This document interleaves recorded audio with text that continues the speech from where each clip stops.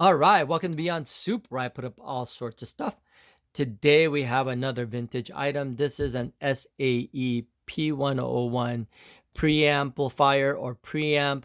If you don't know what a preamp is all about, it's a way to boost the gain signal of a component or a microphone. So it's to a level of like line level, so it is more tolerant for noise. So anyway, I just really wanted to show you how this unit is functioning. So let me go ahead and turn this on. Do have it connected to my record player here on the left side through the phono input here with MC and MM. We'll talk about that a little later, as well as a CD player connected to the video input on this thing. So let's go ahead and turn this on, hit the standby button. You'll see that number pop up. And then let me push my play. There.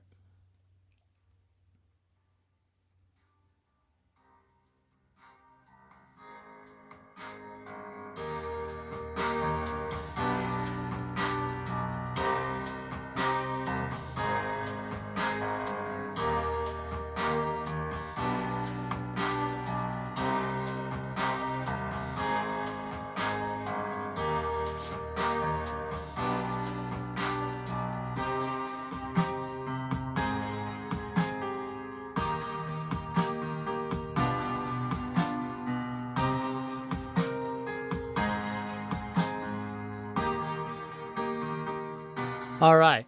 So as you can see that it's playing, and you'll notice that it's got an output for both left and right. So this is a way for you to actually balance out any output if you're having an issue with maybe one side being louder on another side. So you can actually boost up one side by hitting, or actually lower the gain on one side and then boost up the other side. So anyway, if you hit this button, you'll notice that the right side is getting lower, and if you had issues with the left side, once it hits the same number, it starts to lower that side, and let's just say that is now balanced. Now when you increase it, you'll notice that one side is higher in output than the other side, again balancing out any discrepancies with output with your system. So let's put this back. There you go. Okay. Anyway, I also have this connected to my record player. So let's go ahead and do that, and we'll play.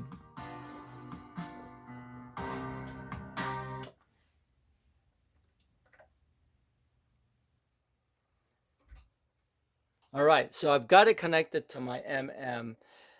This unit has the capability of having a independent what they call resistance and capacitance. There it is. I'm not gonna stay here too long because of copyright issues.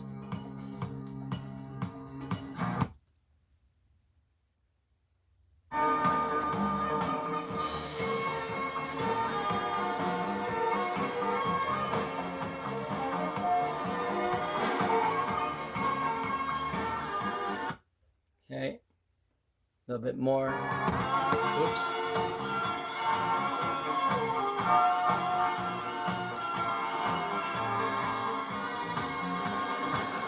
Okay, you get the gist of it. But these two inputs are, again, can be adjusted. The MM can be adjusted depending on the type of cartridge you have and the quality of the cartridge itself. So you might have to figure out which input you want to use. This is a one setting, and then this has a couple of different settings, and I'll show you that in the back of this unit. So let's kind of go do that anyway already, so you can see that I've got it connected right here to the MM input. Here's the MC input, And then here's the differences between capacitance and resistance right here. So let me kind of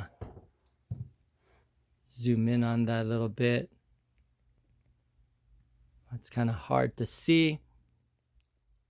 But anyway, here's some adjustments here and here for capacitance. Anyway, again, that's dependent on the type of cartridge that you're using. Since we're here already, let's go ahead and go through the back of this unit, and we'll go through the front.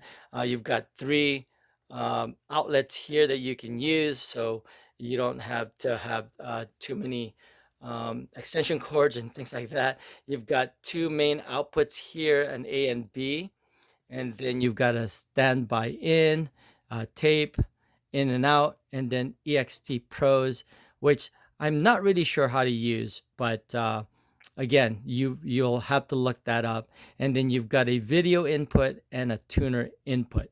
So that's pretty much it in the back side of this thing. And then again, back to the front, provide you with again more information on this unit itself and how it's actually working. Put that back there. All right, so you've got this tape section here.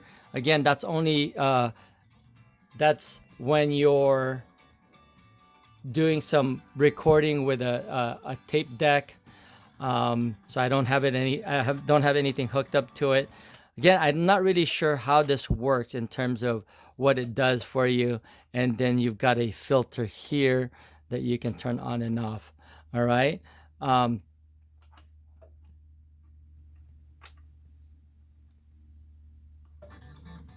Okay.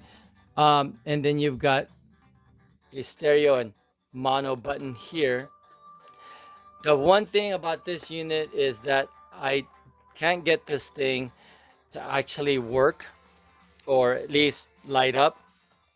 And then this is if you have some other component that you're using. I don't know the exact number of the component or the model number, but from looking at a manual, it's a different component that you have that you would use with this, as far as I know of. And then this does not turn on, not sure why. And then you've got your mute button there.